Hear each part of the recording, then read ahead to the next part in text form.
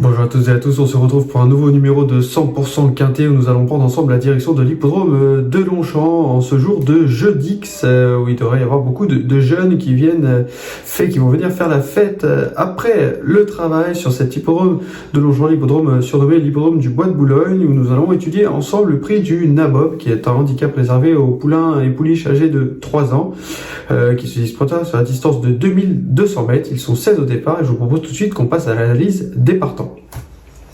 On débute cette analyse des partants avec le numéro 1 qui se nomme Rêve Bleu, qui est entraîné par Gianluca Bietoini, qui est arrêté d'un bon numéro de corde, le numéro 2, et qui sera monté par Michael Barzalona. Il vient de se classer 3e du Quintet Plus de référence, on y reviendra dans quelques instants. Cosibir, le numéro 2, lui, a joué de malchance dans le Quintet Plus de référence dernièrement, il faudra certainement le reprendre, tout comme le numéro 3, Too Darn Quick, qui se classait 2e et qui sera confié cette fois à Pierre-Charles Boudot, qui a effectué son retour depuis vendredi dernier à la compétition. Le numéro 4, c'est Studen Cladenetz, qui sera confié à Aurélien Lemaitre, qui a arrêté d'un beau numéro de corde. Mais ces dernières sorties n'incitent pas vraiment à la confiance, lui qui dispute son premier handicap en 35,5. Celui de Swan, cette pouliche entraînée par Stéphane Vattel, dispute elle aussi son premier handicap à une valeur intéressante, celle de 35,5. Notre Tionifal vient de se classer 5e du Quintet Plus de référence. Le numéro 7, c'est Mr Black, qui lui se classait 4e du Quintet de référence. Vous l'aurez compris, énormément de chevaux vont se retrouver et le parcours fera certainement la différence. Paracana, le numéro 6, dispute elle aussi son premier handicap. Elle a hérité d'une valeur de 34 qui la place plutôt bien, et qui vient de finir 2e d'un Médène sur l'hippodrome d'Évreux. Astro d'Argent est capable de finir très vite ses courses et devrait encore une fois pouvoir viser au moins les places. Pour Bon Monde n'a pu confirmer à la suite d'un succès obtenu dans un handicap sur l'hippodrome de Saint-Cloud. Le numéro 11, c'est Stan Legrand, qui vient de se classer 2e pour ses premiers pas dans les handicaps. C'était à Saint-Cloud sur 1600 mètres là, et pour lui il est relâché pour l'occasion, mais il a tout à fait le rôle d'un outsider séduisant.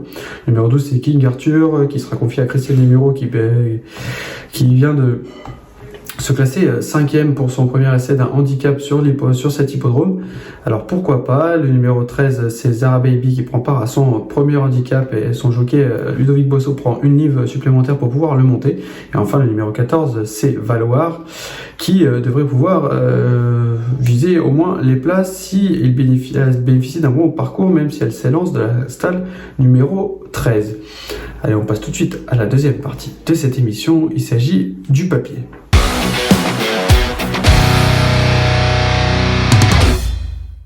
Pour débuter ce papier, je vous propose tout de suite qu'on regarde ensemble une course de référence qui concerne plusieurs concurrents, à commencer notamment par Rêve Bleu, qui portera le numéro 1. Rêve Bleu, la dernière fois, qui s'est classé 3e du prix des Épinettes sur 2100 mètres, un parcours quasiment similaire à celui du jour.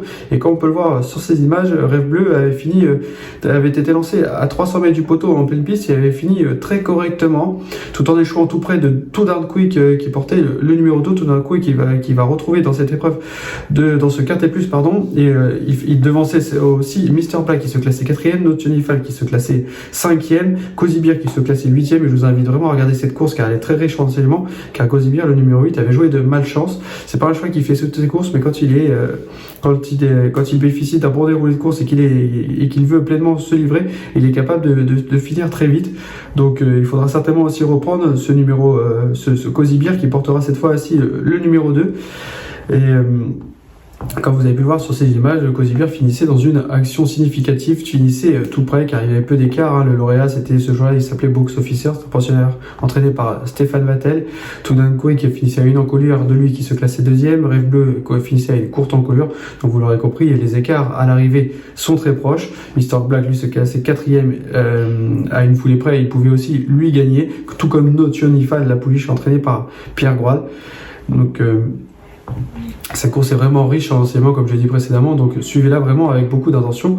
Là, on évoque maintenant le numéro 3 qui est Tour d'An Quick qui déçoit presque jamais depuis son arrivée dans cette catégorie des handicaps.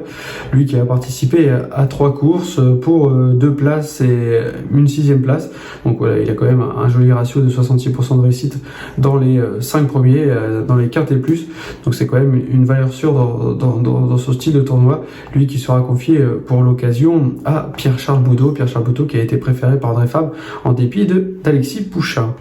On passe tout de suite à une autre candidature, c'est celle de Mr Black qui finissait 4e du quintet plus dernièrement de prix des Épinets. Donc je vous invite encore une fois à vraiment regarder cette épreuve.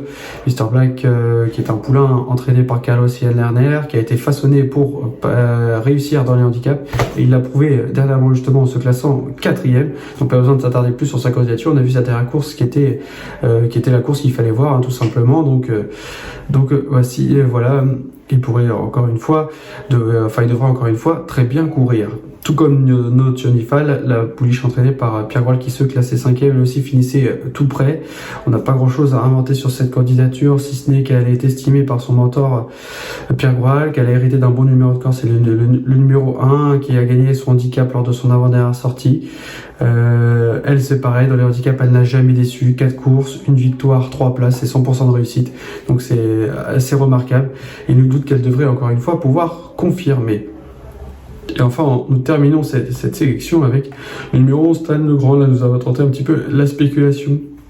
Stan Legrand qui est un petit peu moins expérimenté que les chevaux que nous avons cités précédemment, mais qui lors de sa première sortie dans un handicap s'est classé 2e, c'était à Saint-Cloud dernièrement sur 1600 mètres. Cette fois son entourage a pris la décision de le rallonger, mais au vu de son pédigré, cela ne devrait pas lui poser de soucis. Donc voilà, c'est un petit peu spéculatif, et il devrait avoir une cote de Styler, il devait y avoir autour de 15 contre 1 pour ce Stan Legrand, mais ça vaut le coup de tenter, de le glisser dans un jeu et ne surtout pas le condamner et le conserver.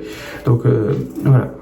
Et là, on passe tout de suite à la dernière partie de cette émission. Il s'agit de notre choix.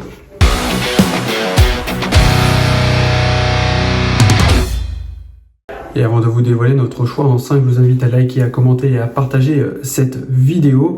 Quant à nous avons fait le choix de partir du numéro 1 Rêve Bleu qui s'est classé la dernière fois 2e du quintet de référence, donc on a suivi la ligne. Nous avons placé ensuite Tour d'An Quick le numéro 3, suivi de Mr Black le numéro 7 et enfin de Notre Jonifal le numéro 6.